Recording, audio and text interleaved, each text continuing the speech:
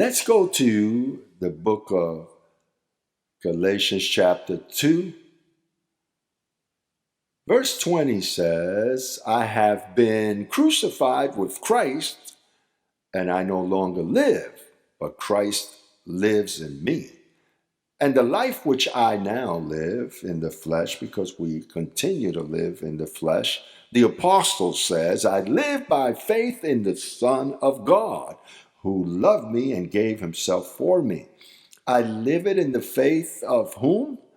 Who explained the faith of the Son of God? Paul was the only one. The apostles didn't know the faith of the Son of God because the apostles knew Jesus of Nazareth before the cross, and Jesus lived by the law. So therefore, the apostles didn't communicate anything new. That's why he says here in chapter 2 of that same chapter, verse 6, the apostle says, but from those who were of high reputation, what they were makes no difference to me, referring to the apostles. God shows no partiality, while those who were of reputation contributed nothing to me.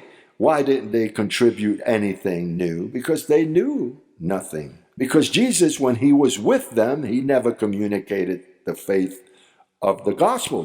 Jesus told them when he was going to depart, I have still many things to tell you, but you cannot bear them. For now I've lived by the law, because he said it is necessary that not a jot or a tittle will by no means pass. It says that not even the heavens will pass until it's fulfilled. That's why the church entered into a new heavens. The church is seated in heavenly places because the law was fulfilled. So what happens? What you live in the flesh now, you need a revelation for.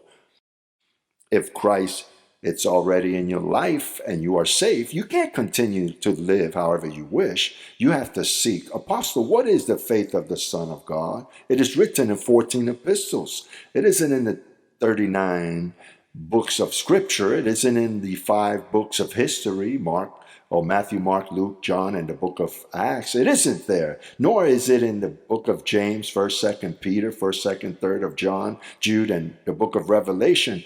The faith of the Son of God isn't in those books. Only in the one that went to paradise and it was revealed to the Apostle Paul.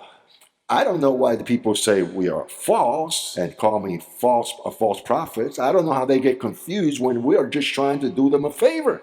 I'm not doing it to remove from scripture or disobey. Those that hear me with good intentions, healthy, what they do is let me learn, because I've never seen it in that way. Don't you see that before the cross, Jesus lived under the law? He was a servant of circumcision. After the cross is when it begun. Before the cross, he didn't speak. Whom spoke was someone else called Paul. That's why he said, be an imitator of me, not of Christ. Imitate me, because he was the one that was going to imitate the faith or Christ.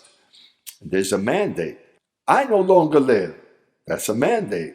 So who lives? Well, you live, but you have to live it in the faith of the gospel, in the faith of the Son of God, the author and finisher of that faith.